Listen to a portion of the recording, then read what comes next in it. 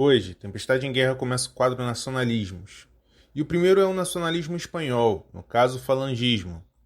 É importante destacar que houveram outros movimentos nacionais, porém esse em especial é o que teve mais notoriedade. Então os questionamentos são: quem foram os criadores desse movimento? Qual é a sua história?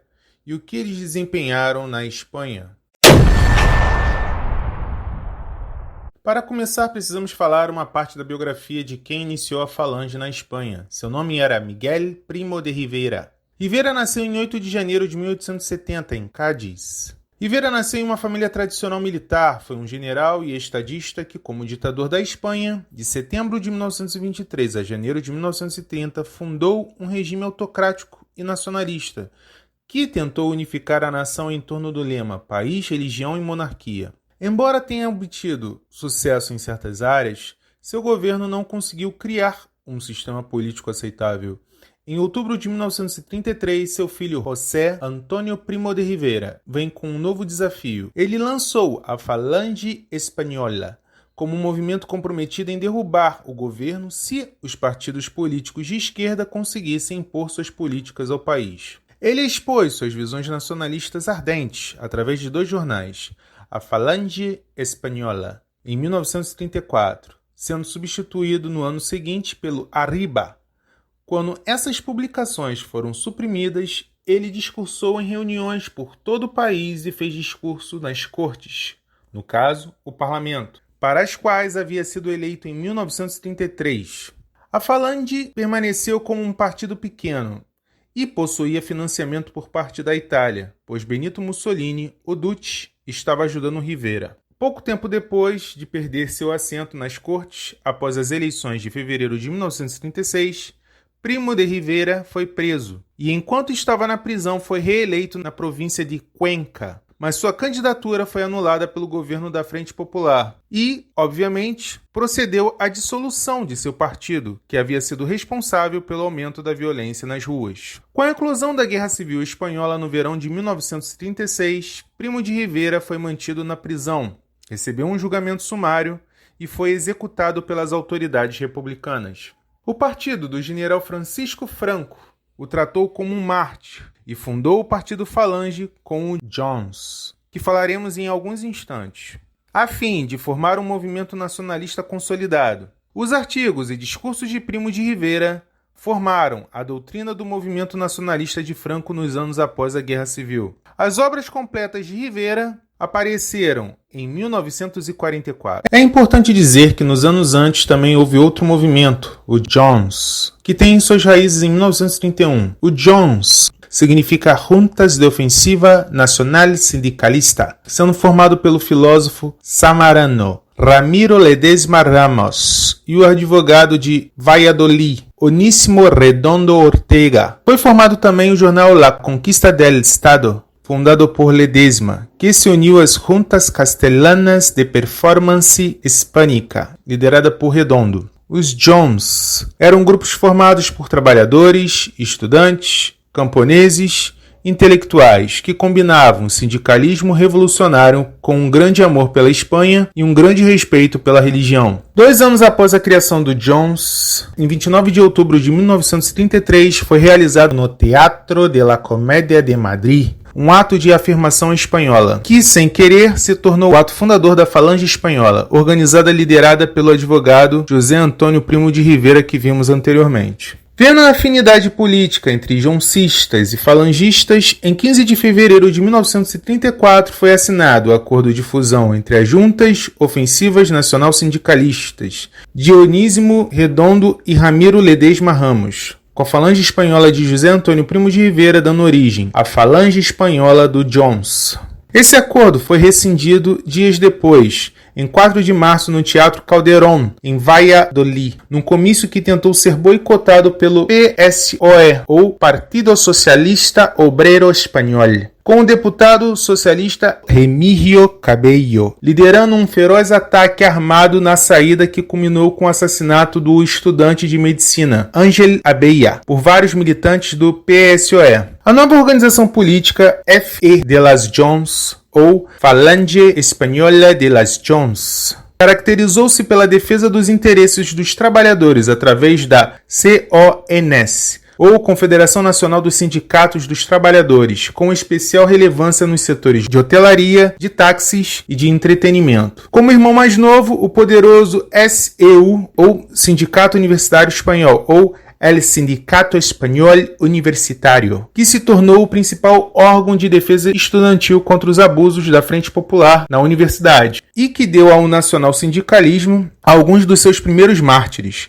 como o estudante assassinado Matías Montero, em 9 de fevereiro de 1935, pelo militante do PCOE Tello Tortajada. As eleições gerais de fevereiro de 1936 foram um termômetro que mediu o clima de confronto entre os espanhóis. A vitória foi para a Frente Popular, que, dominada pelo radicalismo do PSOE e pelo PCE, Partido Comunista Espanhol, ou Partido Comunista de Espanha, que apoiava Stalin e que iniciou um derramamento de sangue que durou vários meses. Incêndios de igrejas, assassinatos e roubos foram acompanhados de ataques diários e greves gerais. A Segunda República foi recebida pelos espanhóis, porém fracassou por falta de um projeto integrador. Afinal, haviam vários partidos, como os anarquistas, como o Partido Confederación Nacional del Trabajo, ou Confederação Nacional do Trabalho, com a sigla CNT, como parte os apoiadores de Trotsky, com o Partido Obrero de Unificación Marxista, ou Partido Operário de Unificação Marxista, o POUM. A Espanha vivia um clima de guerra civil atingido pelo fracasso do turnismo político, pelas políticas agressivas de perseguição, a Segunda República e pelas tentativas de sovietização da Espanha por parte da União Soviética. Depois de vários assassinatos contra jovens falangistas, que não tiveram resposta por ordem direta de José Antonio, produziu-se uma dinâmica de defesa forçada pelas circunstâncias. Os estudantes falangistas foram metralhados pela juventude socialista e os seus corpos foram enterrados ao entardecer pelo governo preceito. Havia 2 Espanhas e 2 réguas de medição. No meio desse clima terrível, os líderes da falange espanhola do Jones, que foram presos no mês de março, José Antonio foi preso em Madrid, sendo transferido para Alicante. Onésimo Redondo foi preso e levado para a prisão de Ávila. Em 17 de julho, a Guerra Civil irrompeu quando parte do exército e dos partidos de centro-direita se levantaram contra o assédio da outra metade do exército e dos partidos de esquerda. José Antonio ofereceu-se já no final do conflito para mediar entre os dois lados, deixando seu irmão Fernando como refém na chamada Zona Vermelha, e delineando um governo de concentração nacional para salvar o país, que reuniria os grupos. Porém, não deram a ele a oportunidade. Tanto a esquerda quanto a direita o ignoraram, condenando fatalmente ao destino como vimos anteriormente. A guerra na Espanha massacrou os falangistas,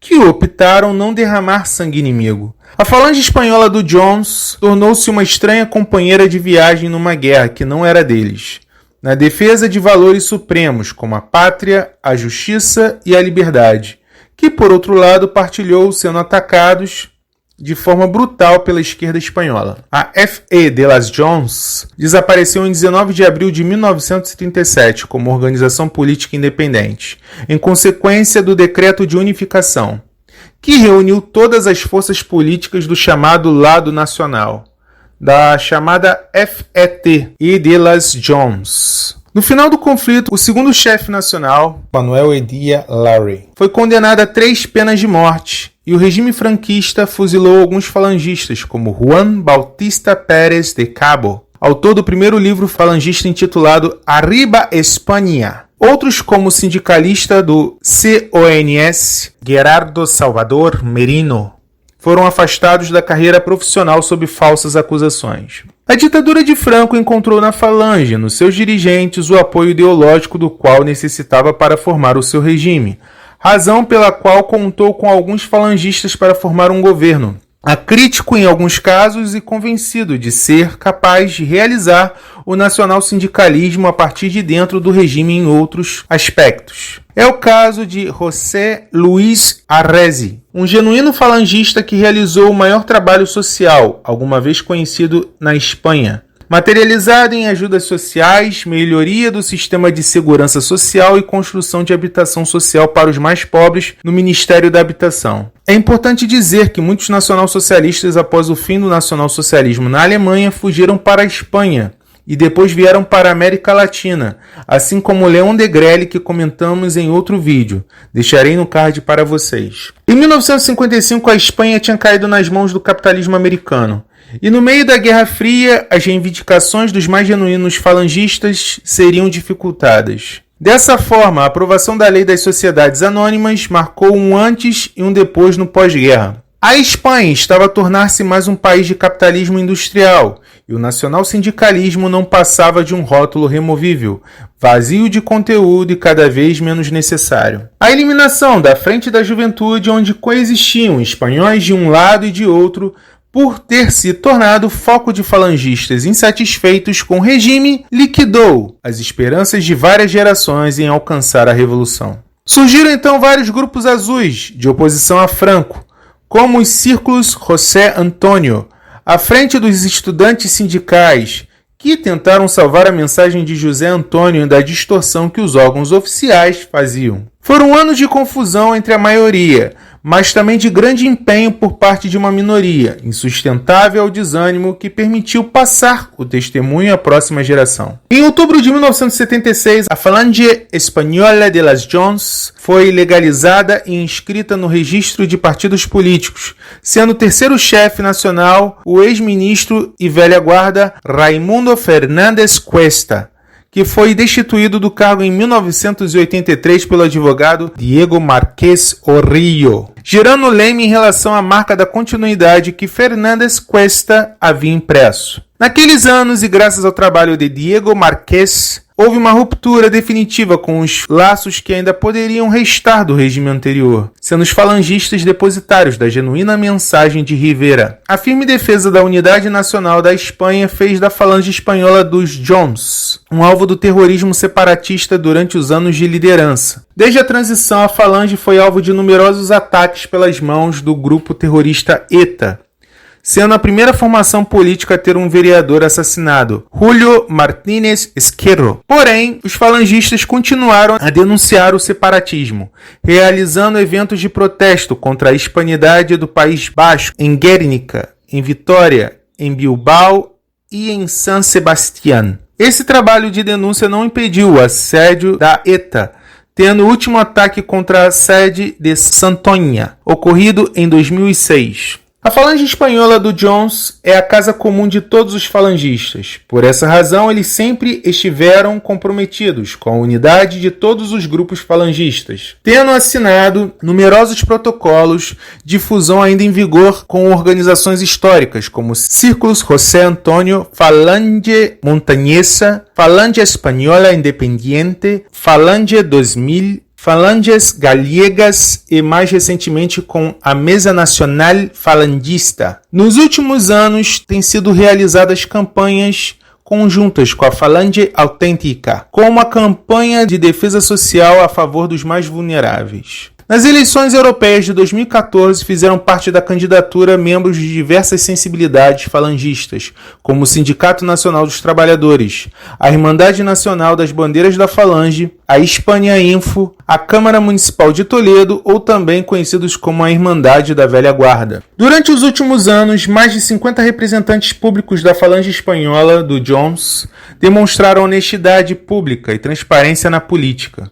Entre os municípios com prefeitos e vereadores da Falange Espanhola de la Jones, Aranjuez, em Madrid, Ardales, Málaga, Baruelo de Santullán, Palencia, Boadilla del Camino, Palencia, Los Corrales de Buelna, Cantábria, Crevillente, Alicante. Destacam-se Fuente La Higuera, Guadalajara, Rollo de Penares, Ávila, Mairena del Alcor, Sevilla, Miguel Turra, Ciudad Real, Nava de Arévalo, Ávila, Quero, Toledo, Santoña, Cantábria, Valle de Finoyedo, León, Villán de Tordesillas, Valladolid, entre outros. A Falange Espanhola de las Jones pode gritar bem alto e em bom som que durante todos esses anos nenhum funcionário público da Falange Espanhola foi acusado de corrupção ou desvio de fundos, algo que nenhum outro grupo político pode dizer. A reforma da lei eleitoral em 2010 deixou mais de 40 partidos políticos de fora das eleições gerais. A F.E. de la Jones conseguiu superar essa barreira e apresentou candidatos em 11 círculos eleitorais, sendo 5 deles rejeitados. A partitocracia PP-PSOE desferiu um novo golpe na liberdade de expressar opiniões, de divergir, de ter ideias próprias. No entanto, a F.E. de las Jones colheu os melhores resultados da sua história nas eleições gerais nos círculos eleitorais onde conseguiu apresentar-se, triplicando qualquer outro resultado alcançado até agora. Norberto Pico, atual chefe nacional da Falange Espanhola do Jones, mantém vivo o sindicalismo nacional através de um projeto político, sério e honesto, no qual a Falange Espanhola do Jones é um meio, no qual os espanhóis veem refletidas as suas aspirações de bem-estar econômico, social e espiritual. A conclusão que chegamos é que por mais que o movimento falangista e do Jones estivesse a ponto de deixar de existir, houve uma esperança através da ditadura de Franco, por mais que não fosse a ideal para os falangistas.